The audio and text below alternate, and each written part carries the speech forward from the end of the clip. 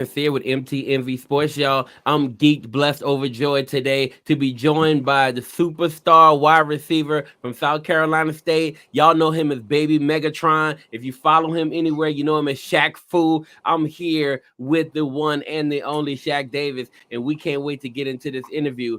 We'll be right back after this little logo plays, and then we'll hop into our interview with the one and only Shaq Davis.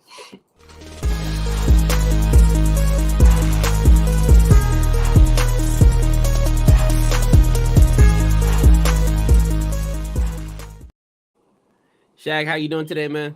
Good to you. I'm doing well, bro. I'm doing very, very well, man.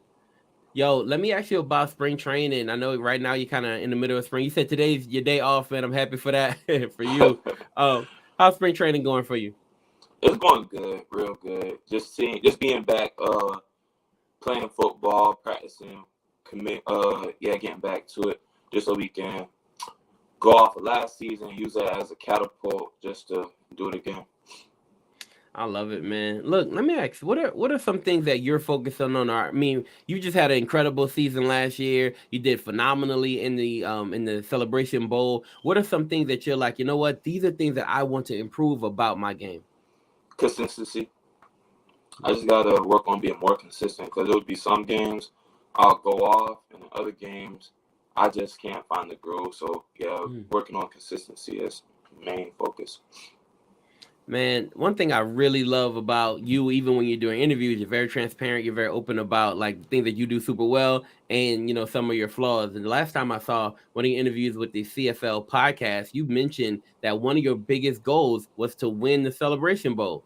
But now hmm you've done that, man. I want to know, how has life been different for you since you've accomplished that goal? the only thing that really changed was a lot more people know who I am and then where it was before. But other than that, everything, I'm just keeping a level head because we just won it. That's in the past. Now it's time to focus on this upcoming season. So, what are some of your goals for this upcoming season? Like I said, being more consistent. Uh, I want to lead my team back to celebration. Well, first MEAC championship. I want to win the MEAC again, and then go on to the Celebration Bowl, win that. Um, I want to. I got it. I got to hit 1,000 yards this season. I got to hit 1,000 yards at least. Uh, I want to break the single game touchdown record. Um, the season touchdown record. I want to do that as well too. And then the ultimate goal is to get invited to the NFL Combine. I love it, man. I love that. Okay, cool. So you have some real legit goals ahead of you, man. And I love those. Let me ask, right? If you're, I think after this year, you're eligible. So are you thinking, hey man, do I want to, continue into the senior year, or I'm ready to go up now?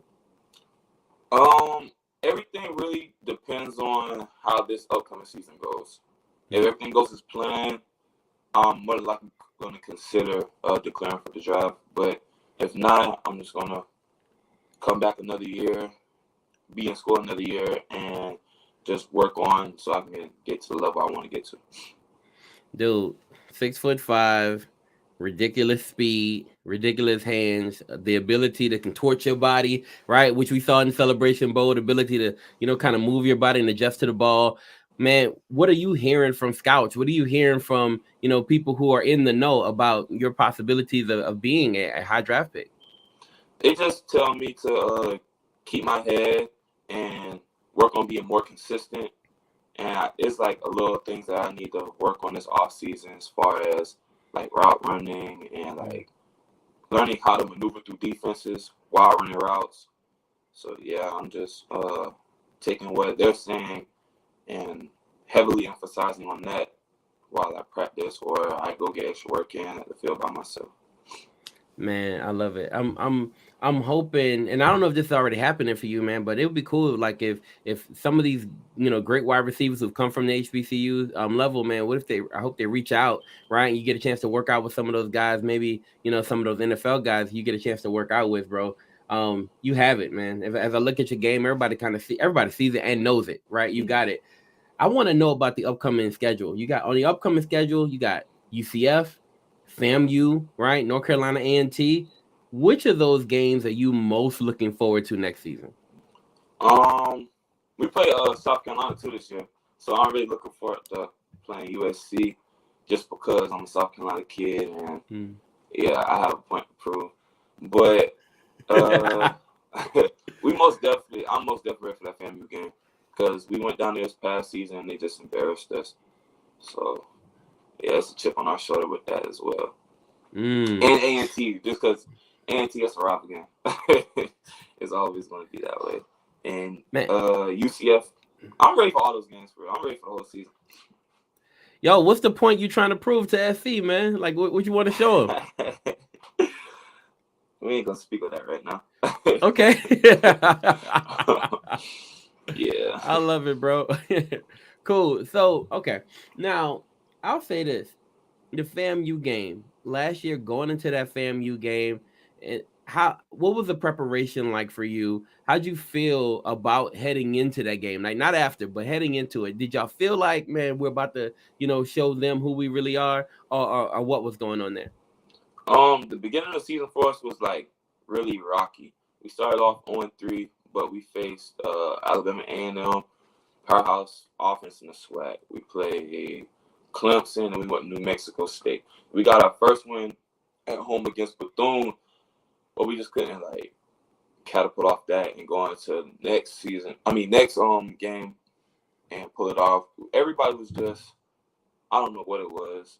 The FAMU's defense was, I don't know how to explain it. It was just always after the quarterback. Quarterback had no time. But after that game, our offensive line, they like settled down and then really didn't give them that much sacks after that game. Man, you talking about my dirt bags, huh? Bro, like, man, I like them guys, man. And the coach over there, man, Goddard is really, really cool. But look, I know those are a lot of freshmen, right? So you're looking at the offensive line, they were freshmen, and they had to kind of gel, right, and get their stuff together. Let me ask you this. If you were to face, because, everybody knows you killed Jackson State in the Celebration Bowl. Let's just say that Celebration Bowl was a rematch against FAMU. How do you think y'all would have fared? We would have did way better than the first time we played them. Yeah, we most definitely would have. Because our offensive line, they started to click, like I said, as the season progressed. They started to click. Everybody got settled in. And then they figured everything out. So if the quarterback has time to throw, that gives the receivers time to make plays, the running backs to break runs. But if that's not happening, then you can't do nothing throughout the game. That's facts, man. So let me ask. Jackson State, after, y'all beat them, well, actually before, they went and got, Travis Hunter, right? And so once that went down, bro, like, immediately in all the Facebook groups, all over Twitter, right? I can show you some of the tweets. Actually, I'm going to show you one of the tweets in a second, right? What people were saying, man, it was like they wanted to see the matchup, Travis Hunter versus Shaq Davis, right? Let me show you. I'm going to show you one of the tweets. It's right here. Can't wait. Right, can't wait for that Shaq Davis versus Travis Hunter match next year, right? Can't wait for it. Look, I'm gonna show you another one. Does Travis Hunter like Shaq Davis, right? Like, you see this, right? All right. So, does a possible matchup, right, with with the number one cornerback recruit, right, in the nation, does that cross your mind at all, right? I mean, it has, but at the same time, I take it day by day. I'm not about to just look all the way into the future because I still have a task at hand in front of me. So I just, when the time comes, then yeah, I'll prepare for it. But as of right, I mean, I'm already preparing for it, but I'm not about to like heavily focus on him or Jackson State right now. I love that, man. Listen, you ready, bro? You media ready too. I know it. I love it. I love it, bro. Yo, let's hop into firsthand, man. Let's talk firsthand. I want to get a firsthand view because most people will never be in your shoes, man. You're like cream of the crop, right? They'll never be in your shoes, never have a chance to see things from your viewpoint. So I want to get your viewpoint on a few things. I'm gonna ask you some quick hitters, right? I just throw out a scenario or I throw out a question. You tell me from your perspective, what it was like. Okay. Practicing against the Kobe Durant. The Kobe, he most definitely made games easier for me. because he's an NFL prospect. He was the best corner in our conference. He was by far the best cornerback that I had to go against. So yeah, at practice, me and him would go back and forth, and then he just made me better. I made him better, so it just made everything easier. I love it, bro. What do you think him at the next level? What do you see? Like if an NFL team drafts him, what are they getting? They most definitely gonna get a hard worker. Kobe is gonna push himself. He's a hard worker. He's a great teammate. He's gonna, like I said, he's gonna make whoever he's competing against. He's gonna most definitely make them better. And he's real patient. Like I've never played against a corner. Like out of all my years playing football, he's the only cornerback I haven't figured out yet. Mm, Yeah, mm, like he disguises it. He plays everything so well. really? Yes. Man, I've talked to two guys already. I've talked to Emery Hunt from CBS, and I've talked to who I just finished talking to, man. Um, man, is I don't know why his name's slipping my tongue right now. Ryan Wilson. Ryan Wilson. Hmm. I don't know why Ryan's name always slipped my mind. I just talked to Ryan Wilson, and they both brought up Jacoby Durant, right? Ryan said he had a fifth round grade on him, right? I'm going into the NFL draft, bro. What are you thinking? What are you hoping for him? I hope he goes no later than third round. But Mhm. if somebody does get him in the fifth round, that's a major steal for whoever drafts him. That's a steal, bro. I feel you. I feel you. Now let me get another first hand view. Marquise Bell, safety out of FAMU. What's it like going Um, against him? he really well the week that we played fam, I was in the slot a little bit, so he guarded me part of the time, but he really wasn't guarding me like that. But I love the way he played. He's aggressive. He's not afraid to put his head down, going there for a tackle. He a dog for real. Yeah, Marquise is a dog. Bad. Bad. Yeah. Okay, I love it. I love it. Now, at the I want to say at the HBCU combine, right? I met your teammate Wolverine. I want to know what is it like playing with him. It's great. He's very humble guy. He's a hard worker. He's playing with him. He made uh he made he made it where the teams couldn't double team me because he's fast. He's just, if not fast, he's just as fast as me. Uh yeah, so it's hard to double somebody where you got two speed demons on the outside. Man, I loved what I saw from him even at the HBCU combine. I think he ran like a 4.4, Yes. right? Somewhere in that range. Bro was rolling, man. And I got a chance to talk to him after that. You're right, he is a humble dude. I talked to him Mhm. after the Legacy Bowl and after the HBCU combine. Both times, man. Super humble, man. Yeah, he is very humble. Yeah, bro. All right, now let me ask this. First hand view, right? Winning the Mhm. celebration bowl, what did that feel like? It felt great because we were the first team to win the Celebration Bowl, and it was the simple fact that before we got there, it was all the hype on Jackson State. So when that happened, we like kind of took everything personal. Everybody locked in, and so after winning it, it was like, yeah, you can't just count us out just because they get dressed how we get dressed. Everybody, you feel me? They're on scholarship just like we on scholarship, and we're not just gonna just come out and just let them do whatever as they thought it was gonna be.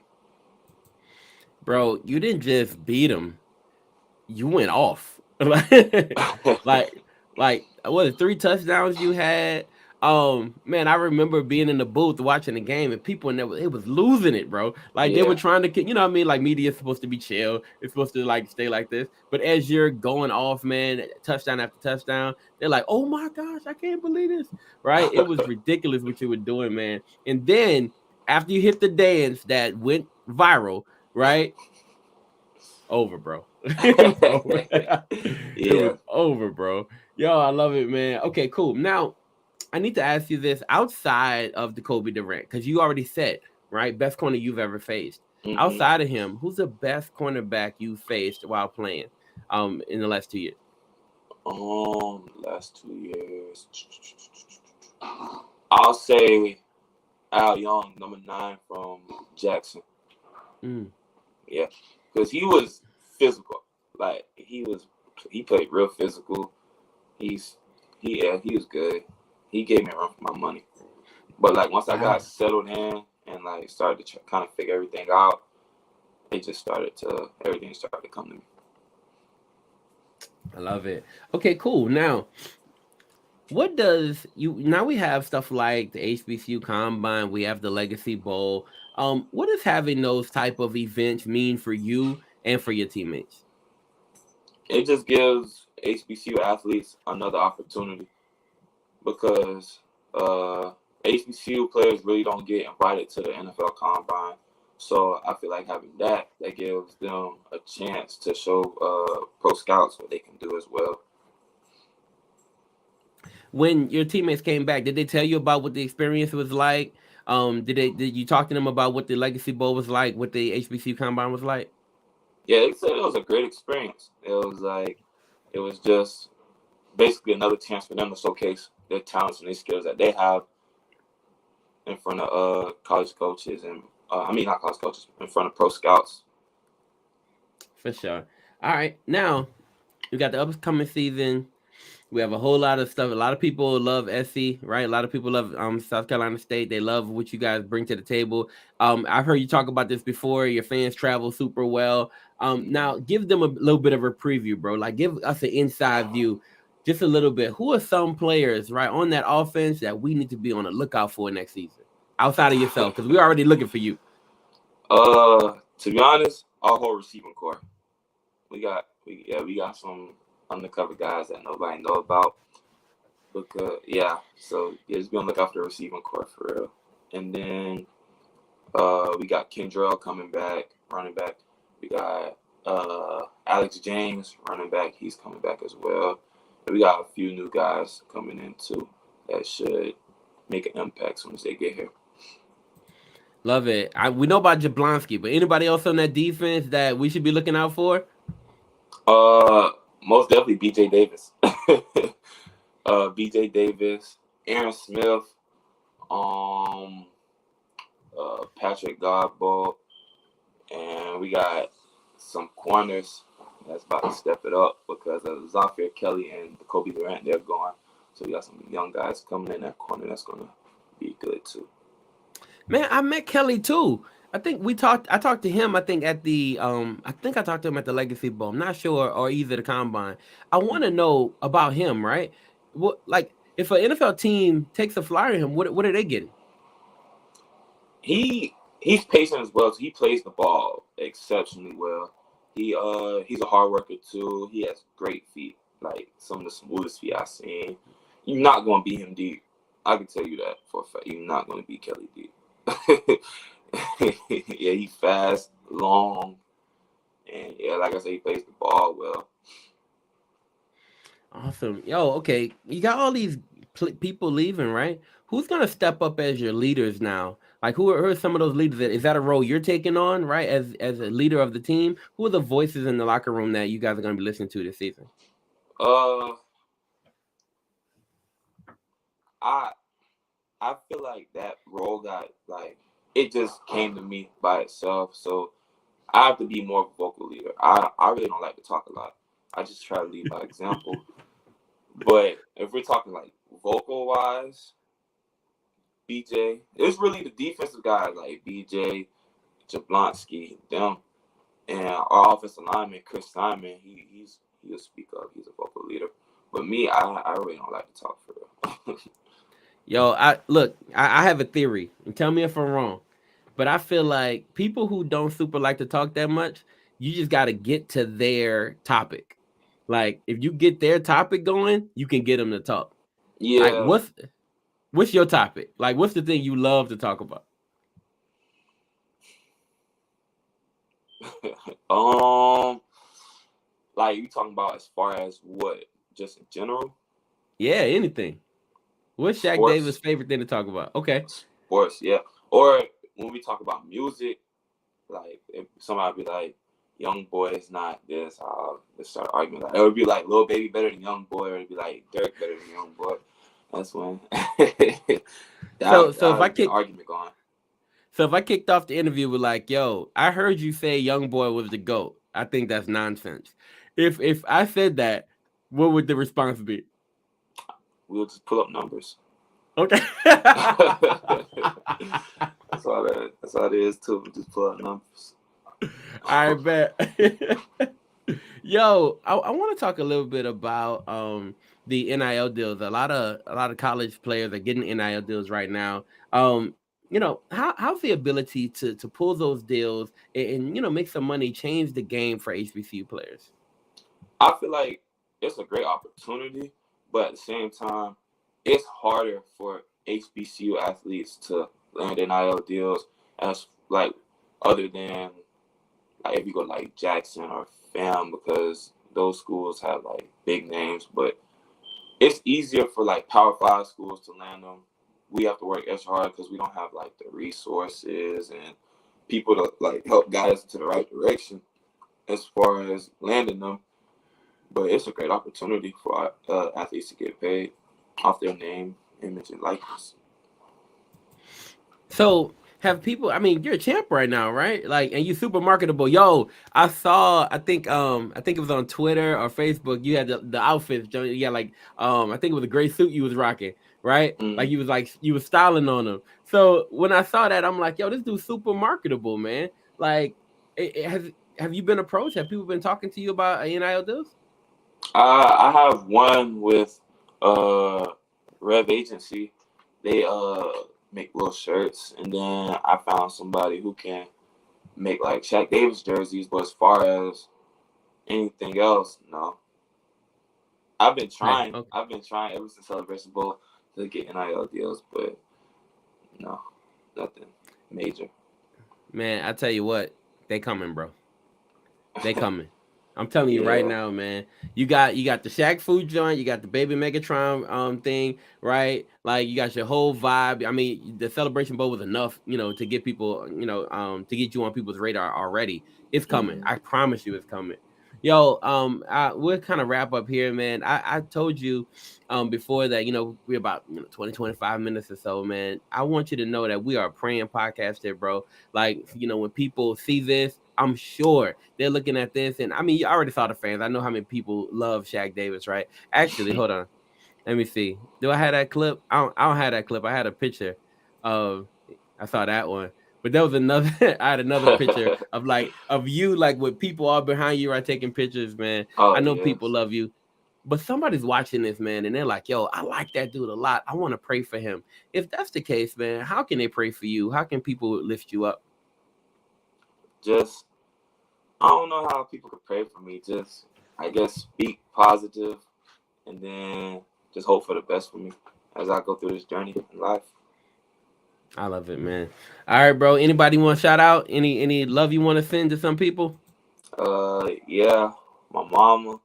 Well, basically my whole family, but mainly my mom, my stepdad, my little brothers and sisters, the whole city of Somerville, whole state of South Carolina, just everybody who's been supporting me since day one. I love it. How have they been feeling about how they love the Celebration Bowl experience? Who you talking about? Your parents. Oh, they loved it. They were so proud of me. Uh, like after the game, um, went to the locker room, shower, everything, and then like I got on the bus. Well, I got in the car, and then my phone's just blowing up, blowing up, blowing up, blowing up, blowing up. And I finally got a chance to actually call my mama. She's like, I was trying to call you ever since after the game.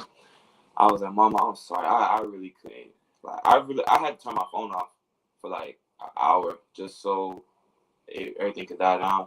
So I got a chance to reach out to her. She was like, her and my stepdad was like, how proud they were of me.